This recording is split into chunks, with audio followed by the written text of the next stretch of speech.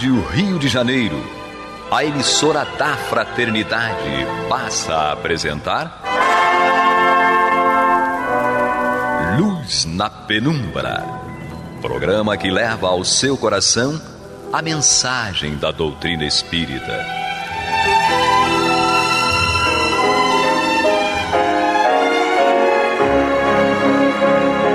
E com vocês, João Batista, para o estudo de O Livro dos Espíritos, da obra codificada por Allan Kardec. Queridos ouvintes, estamos aqui para estudarmos O Livro dos Espíritos, com a tradução de Evandro Noleto Bezerra, dando continuidade na parte 3ª, capítulo 12, Perfeição Moral.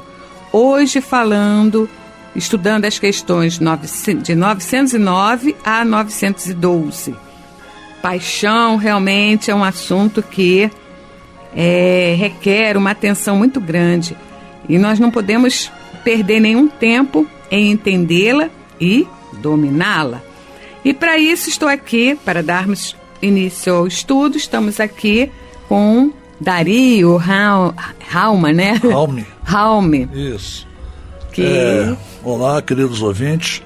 Mais uma vez estamos aqui para passarmos nossas leituras e reflexões acerca do que diz o Livro dos Espíritos, né? Pergunta 909 a 912, conforme a Angélica Lopes falou no início. Eu sempre esqueço de me apresentar. Mas eu apresento. Obrigada. Bom, vamos ao questionário. 909. Kardec pergunta aos espíritos: o homem sempre poderia vencer suas más tendências mediante seus próprios esforços? E os espíritos respondem sim, e às vezes com pouco esforço. O que lhe falta é a vontade. Ah, como são poucos os que se esforçam entre vós. Agora eu vou comentar umas reflexões que eu tenho de estudos anteriores sobre essa pergunta. O homem já tem dentro de si todas as potencialidades para discernir o bem do mal. A opção pelo mal vem dos resquícios de animalidade que insiste em permanecer com ele e que só mesmo com esforço e vigilância constante o levarão à vitória. Jesus, ao vir à terra para iluminar os corações do homem, foi rejeitado, perseguido, crucificado e morto entre dois malfeitores, por querer mudar o comportamento espiritual de todos os povos. Mas o povo não aceitou o pão que desceu dos céus, rejeitou a luz e permaneceu nas trevas. E assim ocorre com os ensinamentos do Mestre, quando vamos aplicá-los a nós mesmos. A nossa organização interna rejeita as modificações da vida que deveremos aplicar para expulsarmos todos os conceitos da vida espiritual, acabando por crucificarmos a nós mesmos na cruz da ignorância. Devemos então fazer esforços em todos os sentidos, eliminando as paixões que tomaram o lugar das virtudes, né? E deixando que Cristo se manifeste em nós, criando ambiente para Deus na nossa consciência. Muito bem. Eu vejo aqui nessa questão de esse controle, né, que depende da vontade, que depende da nossa iniciativa, né? Há uma questão muito... Ele fala, pode ser doloroso, mas pode ser tranquilo. Pode ser difícil, mas pode ser fácil. Depende da forma como a gente encara o processo. A nossa tendência é buscar as coisas mais fáceis, o comodismo, a coisa que dá menos trabalho. Eu não digo que você lidar com as suas paixões de forma construtiva daria trabalho. O trabalho dá em entender como funciona fisiologicamente e como nós podemos administrá-la. Esse é o trabalho, pensar, organizar, se autoconhecer. Esse é o desafio, se autoconhecer. Saber quais são as suas más tendências, saber quais são os seus limites e saber quais são as suas capacidades. Se nós pararmos para pensar quem somos nós e começarmos a ticar cada item, aí a gente vai fazer realmente uma análise sobre o quanto nós nos conhecemos.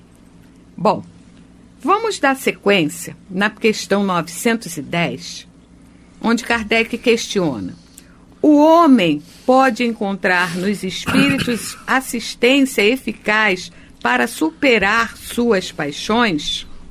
E a resposta dos espíritos foi: se pedir a Deus e ao seu bom gênio com sinceridade, os bons espíritos lhe virão certamente em auxílio, porque essa é a missão deles. Aí ele faz uma alusão à pergunta 495 para explicar que essa pergunta diz: o espírito protetor abandona algumas vezes seu protegido quando este não lhe ouve os conselhos? E a espiritualidade responde então: afasta-se quando vê que seus conselhos são inúteis e que mais forte é a vontade do seu protegido em submeter-se à influência dos espíritos inferiores, mas não o abandona completamente e sempre se faz ouvir.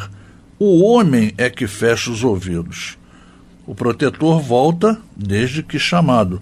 E aí temos uma outra pergunta, a 459, é só trocar o 5 pelo 9 aí, que também fala: os espíritos influem em nossos pensamentos e em nossos atos? Muito mais do que imaginais, responde os espíritos, pois frequentemente são eles que vos dirigem. Entendeu? Aí tem meu comentário sobre isso dos meus estudos e reflexões. O homem já tem dentro de si todas as potencialidades. Desculpa, questão 910. Não, os espíritos amigos, né? Eu estava falando dos espíritos amigos. Os espíritos amigos e benfeitores estão sempre ao nosso lado, nos mostrando e sugestionando para o bem. Mas não podem interferir no nosso livre-arbítrio. Mas se escolhermos o mal por livre e espontânea vontade, eles nada poderão fazer. Se quisermos nos livrar das paixões, principalmente daqueles que agridem a alma e que a aprisionam no orgulho e no egoísmo, peçamos a Deus e seus agentes de luz, com sinceridade, que os benfeitores espirituais nos livrarão dessas companhias indesejadas e compreendamos que Deus é amor e, como tal, esse amor sustenta seus filhos nesse despertar espiritual. É a importância da gente fazer a vivência do Evangelho, não apenas a leitura, é a vivência, pois assim, né, que evoluiremos, aprenderemos a controlar e entender que certas paixões não nos levarão a nada, a evolução nenhuma espiritualmente falando, né? Então a gente tem que vencer aquela parte animal que a gente ainda tem dentro de nós. Sim. E eu estou vendo, enquanto você estava falando, estava refletindo em relação à ação dos espíritos. Eles funcionam como estimuladores, como impulsionadores. Então, digamos que a gente vá pegar uma canoinha para dar um passeio no mar. E o mar, a gente resolve, o mar está jogando, vamos dizer, impulsionando a gente para a direita. Mas a gente resolve ir contra a corrente. A gente resolve ir para a esquerda. Então, o que vai ser mais fácil? Deixar-se levar pelo mar e, impulsionado pelo mar, a gente alcançar braçadas mais longas, mais rápidas, ou lutar contra a corrente com braçadas mais fortes, mais dolorosas, mais penosas. O que a gente pode refletir sobre isso? É óbvio que você ganha muito mais e sofre muito menos quando você começa a nadar a favor, usando a corrente a seu favor. Assim, nós devemos lidar com a ajuda espiritual. Ou seja, os nossos mentores, nossos anjos guardiões, eles estão aqui, o papel deles, o trabalho deles é nos auxiliar e não fazer por nós. Eles não estão aqui para fazer por nós, mas nos auxiliar nas nossas realizações e conquistas. Então, nós temos que aproveitar esse impulso, essa intuição, essa energia que nos joga para a frente. Acontece que a nossa mentalidade é justamente outra. Às vezes a gente já está muito aficionado no orgulho, na vaidade e não aceita as sugestões e acha que ter razão é melhor do que viver em paz e progredir.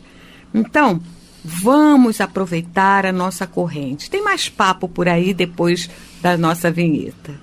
Tem outra coisa muito importante a se falar, que a gente tem essa ajuda espiritual, mas nós precisamos nos fazer dignos dessa ajuda. Temos que estar parceiros, né? Vamos à nossa vinheta.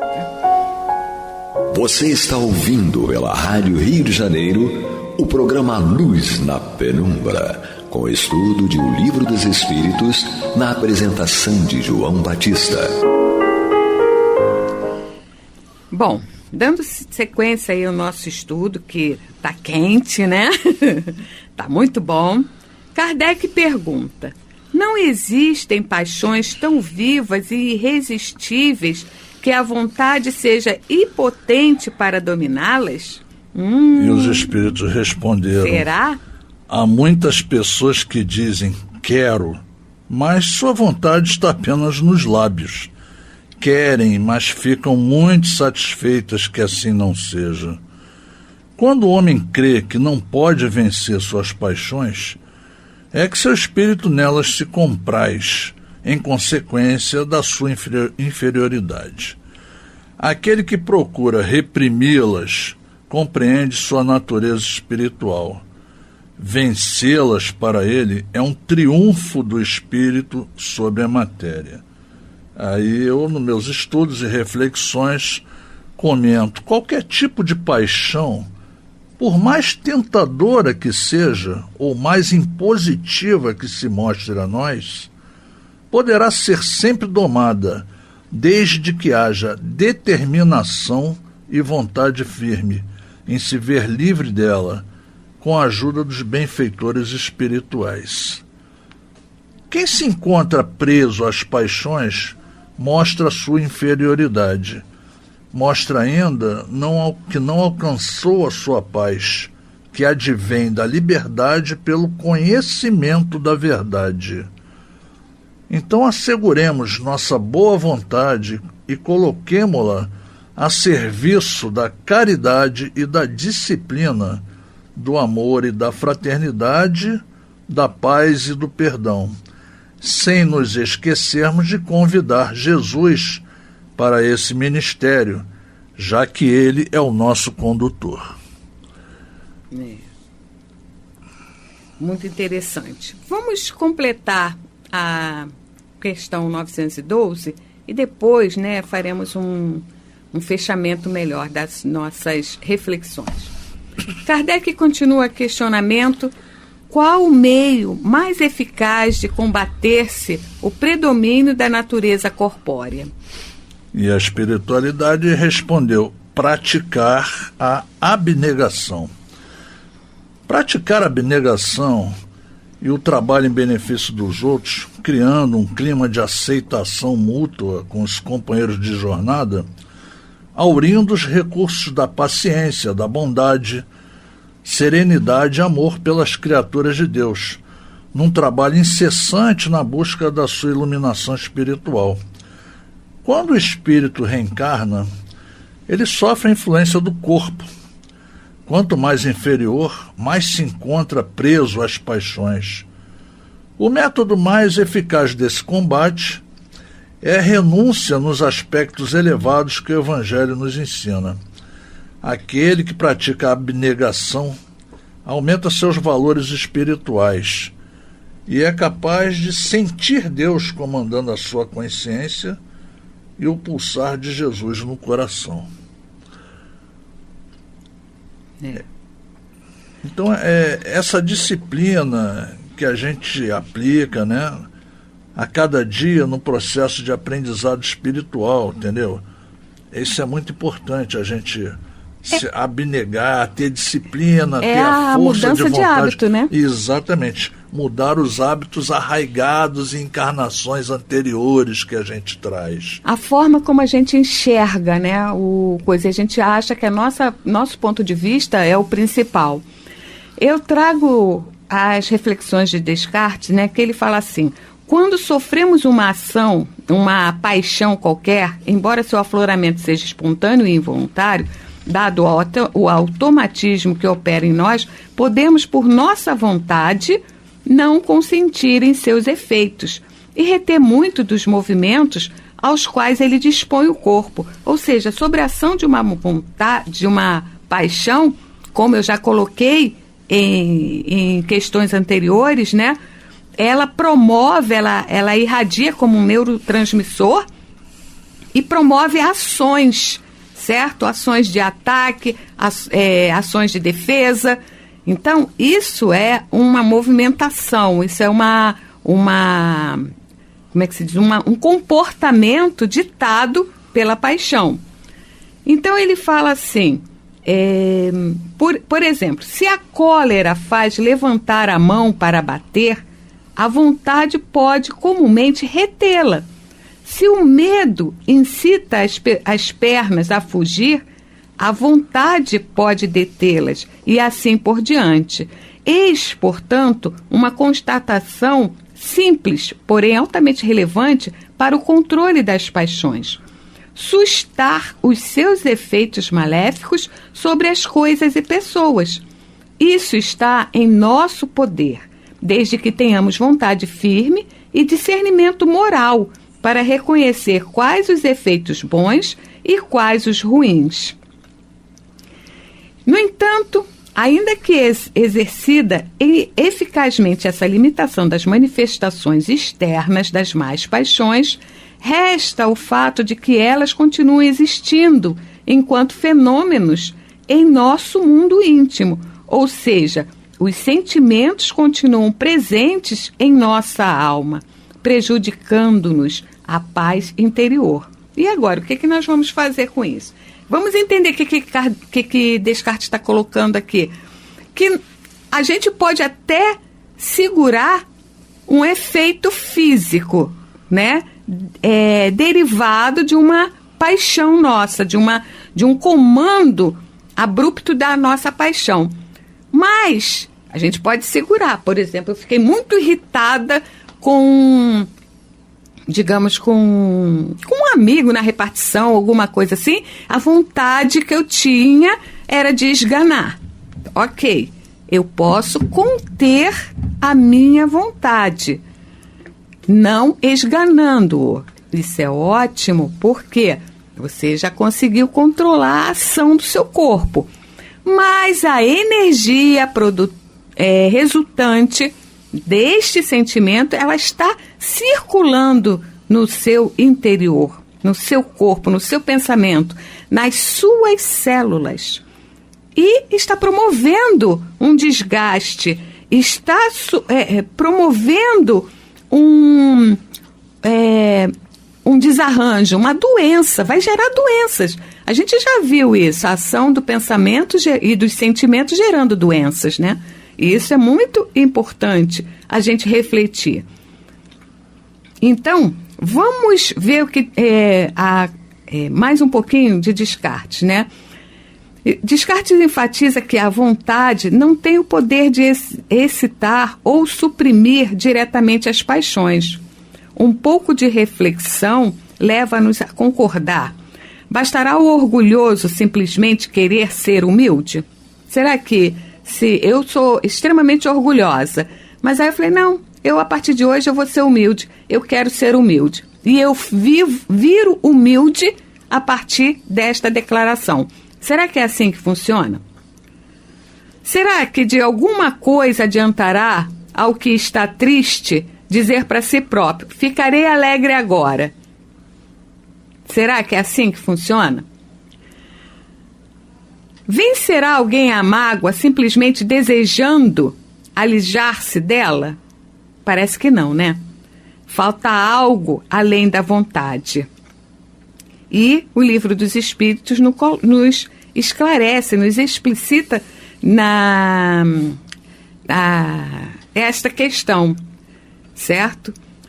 De colocar que o controle direto sobre as paixões não significa exatamente que a gente possa controlá-las de imediato, mas somos capazes de elaborar movimentos que nos leve a um entendimento sobre fazendo uma releitura dos fatos. Uma técnica que está muito sendo usada ultimamente é a PNL, né? Programação Neurolinguística. Ou seja, quando você traz algum sentimento desagradável, que está lá na sombra escondido, para uma reflexão, traz para a sua consciência, você faz uma releitura daquilo. Então, você começa a questionar, tudo bem, eu estou com raiva de fulano, fiquei muito magoado com ciclano, isso e aquilo. Tá, mas o que isso te traz de positivo? O que isso interfere na vida do outro? O que isso te causa de progresso? E aí você começa a se questionar, cara, vale a pena eu continuar com um vidro no pé? Me machucando a cada passada que eu dou? Ou não é mais fácil tirar o vidro e deixar cicatrizar o ferimento? E você voltar a ter uma vida normal? Então, esse controle sobre as paixões, é uma ação interna de releitura dos atos. A gente já é uma atitude milenar, né? A meditação. O que vem a ser meditação? Santo Agostinho pede para que a gente vai estudar isso aqui, pede para que a gente reflita sobre os nossos atos, sobre nós mesmos, né, sobre o que nós estamos fazendo, o que nós estamos buscando. Então, a reflexão, a meditação, ela serve para que a gente faça uma releitura de tudo que está nos acometendo e nos fazendo mal. E que tipo de reação nós temos e que tipo de reação nós podemos ter a partir desta releitura diante de situações cotidianas. Certo? Então, vamos refletir, vamos pedir a ajuda dos nossos mentores espirituais, fortalecendo a nossa vontade, fortalecendo o nosso discernimento, fortalecendo a nossa coragem e a nossa iniciativa de mudar. Porque muitos falam, eu vou mudar, eu vou fazer, vou acontecer, mas fica só a nível periférico, só a nível de lábios. Não tem uma ação consciente, uma ação central, uma ação de chegar e falar assim, gente, isso está me fazendo mal. A minha ação pode mudar, porque só depende de mim. Certo? O gostar ou desgostar só depende de mim. Outra pessoa não vai fazer eu gostar ou desgostar. Então, a partir das minhas escolhas, que a gente possa ter escolhas mais conscientes, que a gente possa encarar os sentimentos que nos fazem mal de forma carinhosa. Irmã Stufo sempre fala para a gente, principalmente no livro Reforma Íntima Sem Martírio, para a gente pegar a nossa criança interior, os nossos sentimentos e tratá-los com muito carinho, porque são nossos. Certo? E a partir daí, dar sequência e fazer as devidas mudanças. eu espero que o estudo de hoje sobre as paixões possa ter sido bem construtivo e que a gente possa transformar realmente, dar à paixão o seu devido valor, que é a de construção e não a de destruição. Que Jesus nos abençoe a todos e que nos conduza sempre para o caminho da luz. Graças a Deus. Graças a Deus. Você está ouvindo pela Rádio Rio de Janeiro o programa Luz na Penumbra.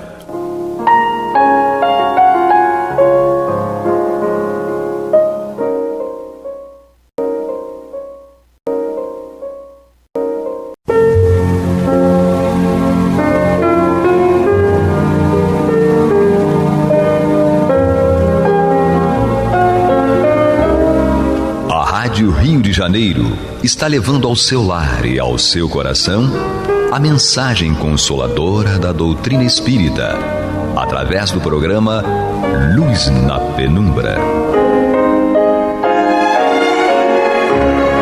E agora com vocês, Antônio de Pádua Barbosa e Marta Batista.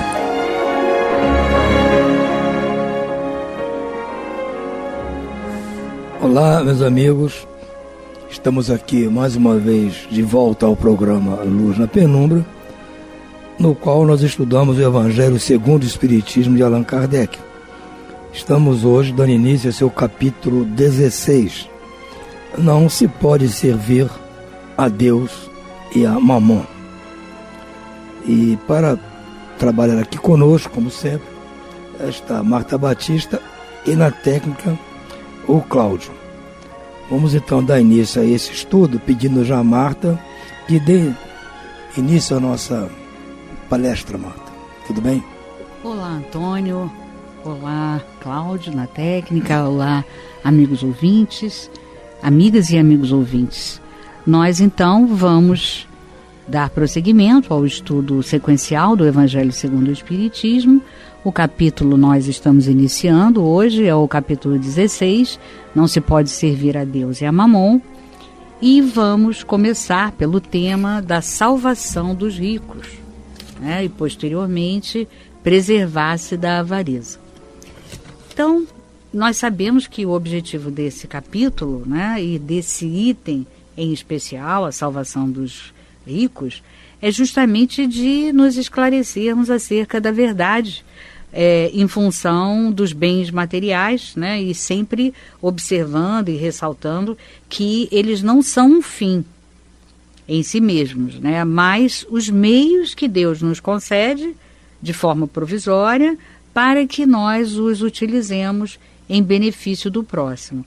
Então, essa questão do benefício do próximo é na qual reside toda a nossa dificuldade, né? Porque quando nós estamos na prova da riqueza, e é o caso, né, do tema de hoje, salvação dos ricos, nós, quando desconhecemos as questões espirituais, transcendentes, nós imaginamos que esses bens materiais, essa riqueza, né, que nós fomos aquinhoados, são para uso exclusivo nosso. Ai, que maravilha, nessa encarnação, e às vezes nem considera a questão da encarnação, né? Eu estou muito bem de vida, eu tenho recursos e eu posso fazer tudo que os bens materiais podem proporcionar em termos de felicidade, em termos de alegria. E é aí que reside o problema. A gente ouve as pessoas dizerem, olha, eu não tenho culpa, nessa vida eu estou uma pessoa rica, então eu tenho que aproveitar, eu tenho que usufruir de todos os bens que eu tenho. E esse é o problema, porque, primeiro, essa riqueza não é nossa, não nos pertence. Ela nos foi concedida temporariamente para que nós pudéssemos administrá-la auxiliando o nosso próximo. E as pessoas não querem isso, elas acham que não, peraí, você está querendo dizer então que eu suo, trabalho, penso, crio projetos e você diz que eu tenho que usar esses projetos, esse dinheiro todo, que é a consequência da minha inteligência, com o próximo? Não, claro que você pode usufruir da condição que você trabalha e obtém. Mas você tem também que, além de usufruir daquele bem-estar que a riqueza proporciona, você tem que entender que o objetivo maior que Deus te oferece através dessa prova da riqueza não é o de você, bom, então agora, né, só alegria, só vou usufruir. Não, não é isso.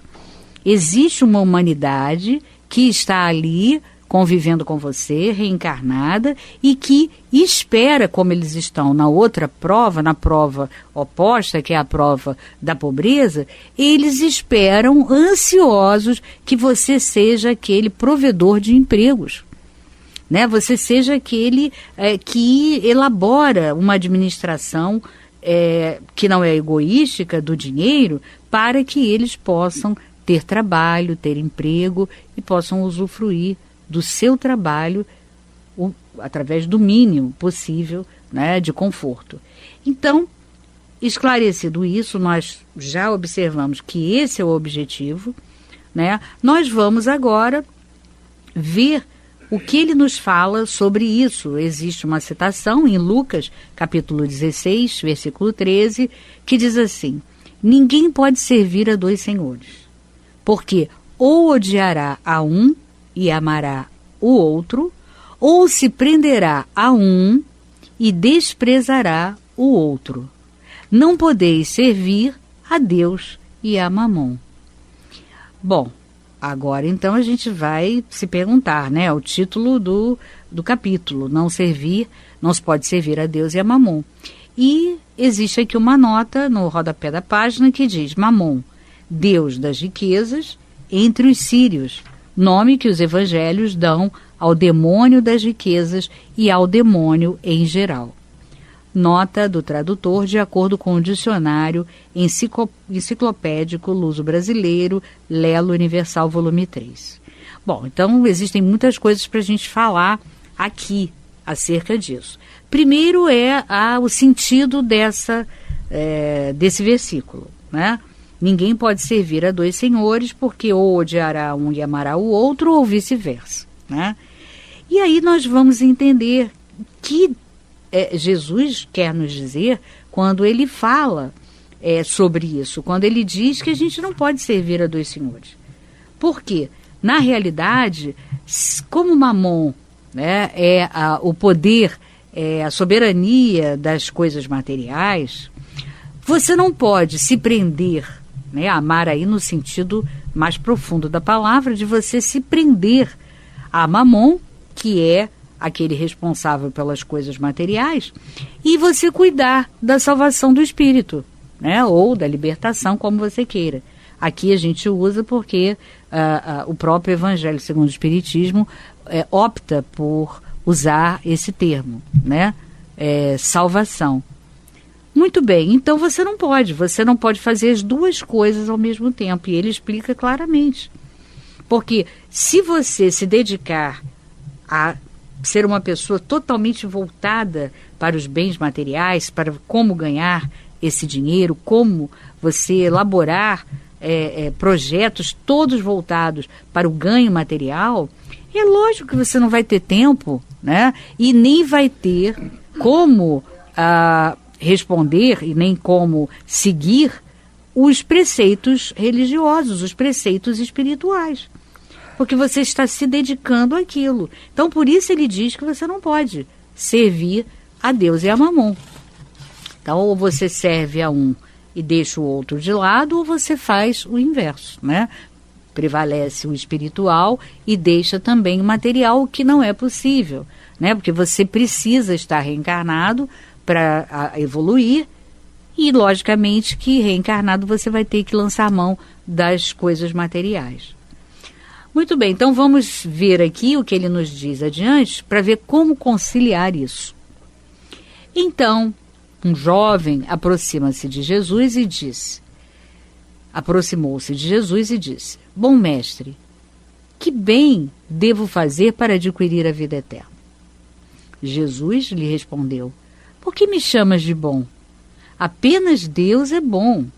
Se queres entrar na vida, cumpre os mandamentos. Que mandamentos? Pergunta o jovem. Diz-lhe Jesus: não matarás, não cometerás adultério, não furtarás, não prestarás falso testemunho, honrarás teu pai e tua mãe e amarás o teu próximo como a ti mesmo. E o jovem lhe disse: tenho respeitado todos esses mandamentos desde que cheguei à juventude. O que falta ainda?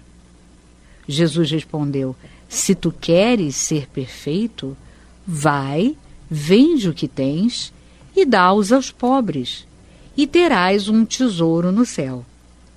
Depois vem e segue-me. O jovem, ouvindo essas palavras, retirou-se muito triste, porque possuía muitos bens. Jesus, então, disse aos seus discípulos: em verdade vos digo que é bem difícil que um rico entre no reino dos céus. Eu vos digo ainda uma vez: é mais fácil um camelo passar pelo buraco de uma agulha que um rico entrar no reino dos céus. Mateus, capítulo 19, versículos 16 a 24, Lucas, capítulo 18, versículos 18 a 25, e em Marcos também, capítulo 10, versículos 17 a 25. Então, o que nós vamos depreender aqui? Né? Várias questões são tratadas aqui nessas citações bíblicas. Como entender essa frase de Jesus, que nós não podemos viver simultaneamente fascinados por coisas materiais e comprometidos com a nossa salvação do espírito, com a nossa libertação? Porque, na verdade, é impossível a gente conciliar com a mesma intensidade esses dois princípios que são opostos entre si, né? Então, uma coisa é você conciliar o equilíbrio, usufruindo das questões materiais porque você está reencarnado, mas com o alvo, com o objetivo maior de você cuidar da tua salvação, da salvação espiritual, que é o espírito eterno e imortal. Mas conciliar com dedicação igual, né, amando aos dois, é impossível. E a gente percebe que ninguém pode servir aos dois senhores porque, como nós falamos, ou você odiará um e amará o outro, ou se prenderá a um e desprezará o outro. É impossível você se dedicar inteiramente dessa forma, né? Ou um ou outro. E o sentido da palavra mamon é o império das coisas materiais, dos prazeres desequilibrados, que obliteram os sentidos de espiritualidade, são únicos, né, capazes de conduzir o homem à verdadeira espiritualidade, né? Quer dizer, os sentimentos de espiritualidade são os únicos que nos levam àquilo que a gente busca tanto, que é a felicidade. Mas eles, os sentidos, os prazeres desequilibrados, eles obliteram os nossos sentimentos mais sutis, né, de espiritualidade. Por isso é tão complexo você seguir a Mamon como você se dedica a seguir a Deus. E Jesus se referia a tudo, né, que nos prende à matéria e nos impede o avanço espiritual como sendo a dificuldade, o impedimento, o empecilho para nós nos salvarmos ou encontrarmos a libertação. E a gente vai entender que a questão toda relacionada a isso é o apego. Essa é a palavra-chave. O apego, né? Quando a gente vai no livro Céu e Inferno, na segunda parte, logo no primeiro capítulo, que Kardec trata do passamento, a gente vai ver que em algum momento ele trata, a princípio, né, no item 8, sobre essa questão do apego sendo determinante na forma como você vai chegar à vida espiritual, ou seja, vai voltar à vida espiritual. E ele diz assim: a causa principal da maior ou menor facilidade de desprendimento é o estado moral da alma. A afinidade entre o corpo e o perispírito é proporcional ao apego à matéria, que atinge o seu máximo no homem cujas preocupações dizem respeito exclusiva e unicamente à vida e gozos materiais. Então, é aquela pessoa que, mesmo às vezes sendo espiritualista e até espírita, ele ainda não reflete sobre os seus pensamentos e as suas ações. E ele vive de uma forma totalmente voltado para, apegado às coisas da matéria. Então, por exemplo, uma pessoa que sabe que a verdadeira vida é a vida eterna, e que o teu objetivo, o objetivo de todo espírito que reencarna, é se aprimorar para ir, através do progresso espiritual, ele ir sutilizando o seu perispírito, né, que é a sua roupa, a roupa de festa, né, nós sabemos que essa pessoa, super apegada às coisas da vida material, não consegue se sentir em equilíbrio, se sentir feliz, se sentir realizada, se ela não tiver todos aqueles itens materiais que ela julga fundamental. Então é isso que nós não podemos, porque isso é que denota o apego.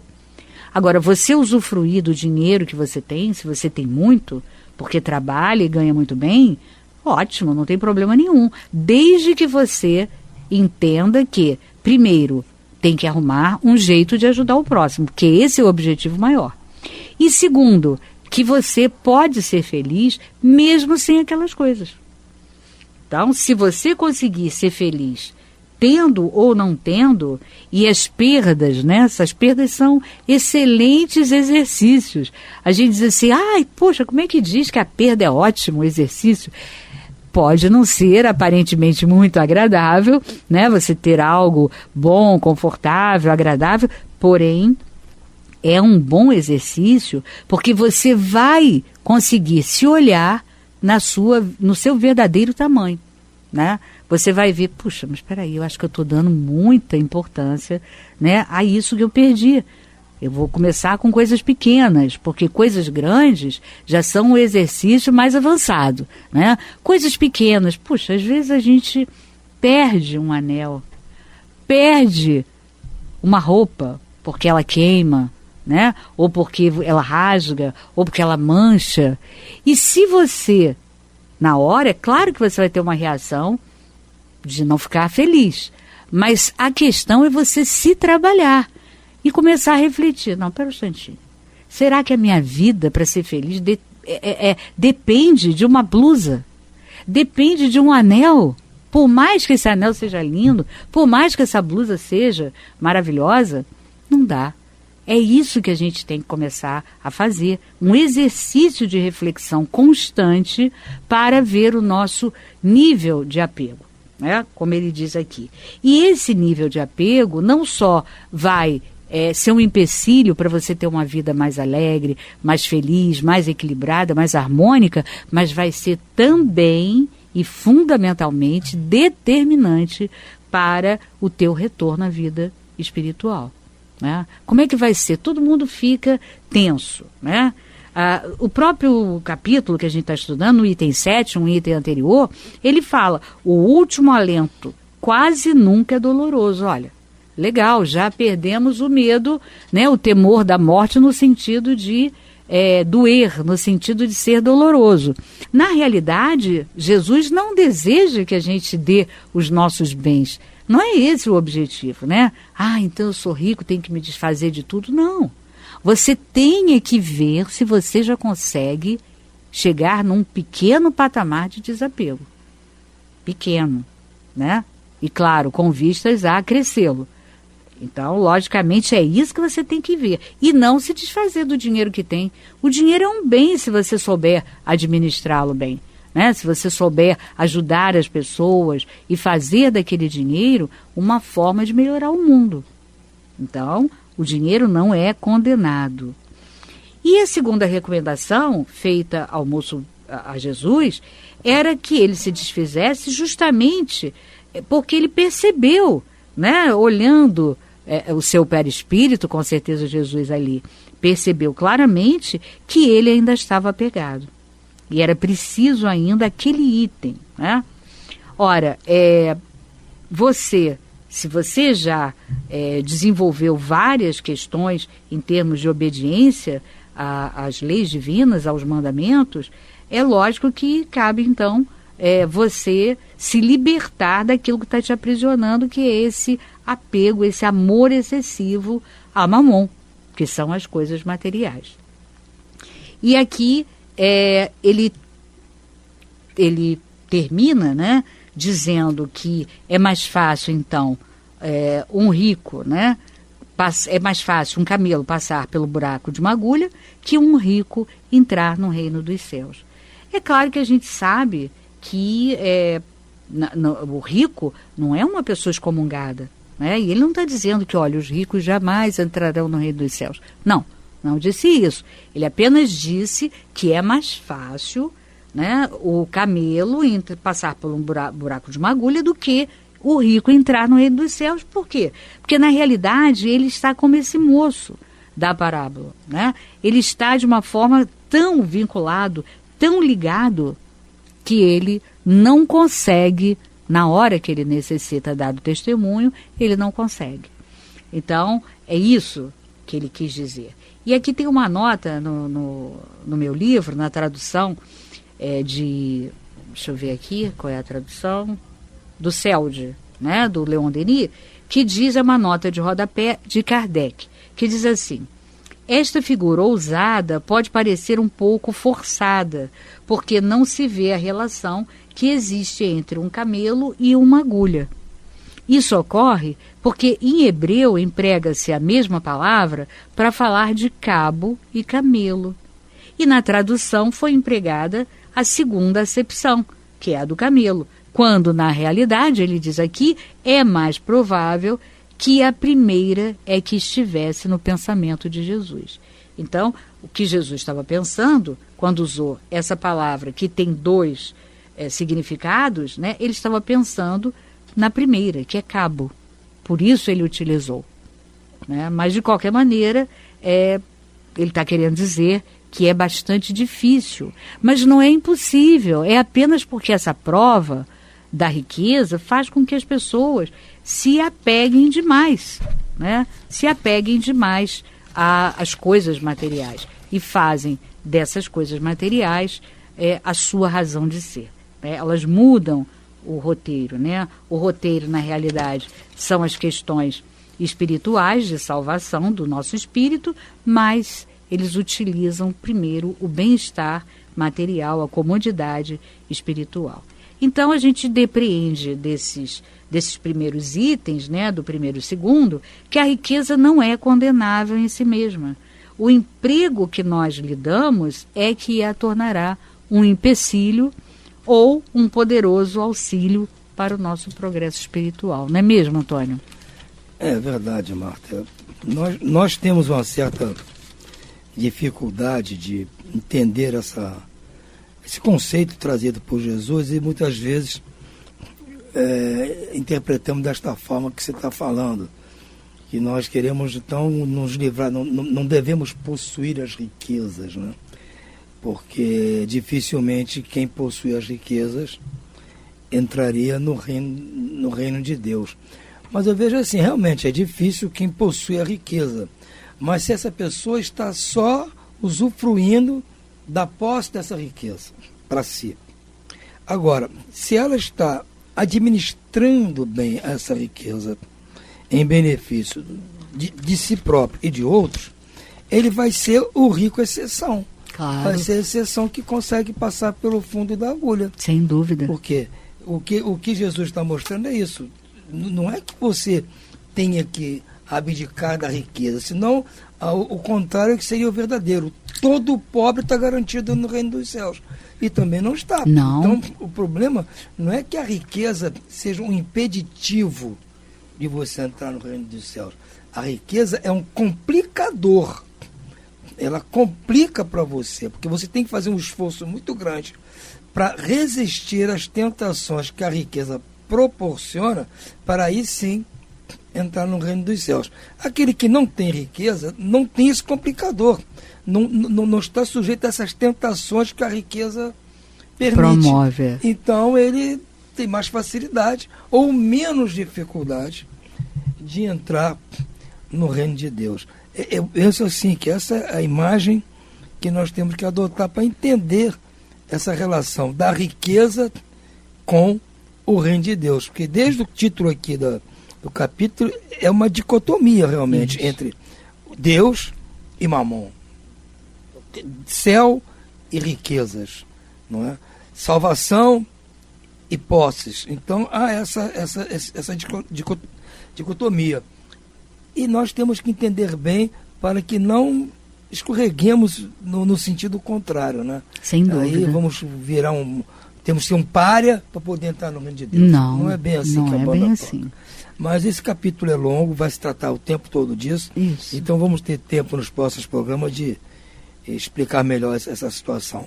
Por hora vamos ficando por aqui. Muita paz a todos. Muita paz a todos.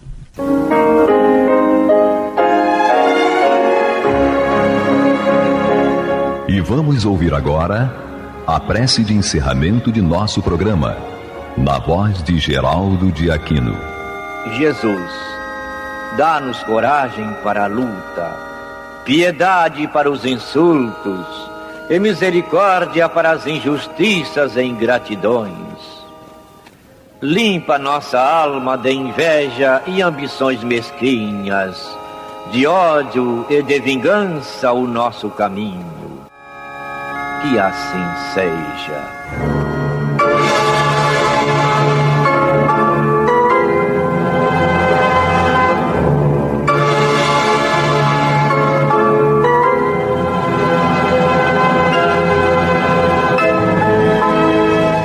Acabamos de apresentar o programa Luz na Penumbra.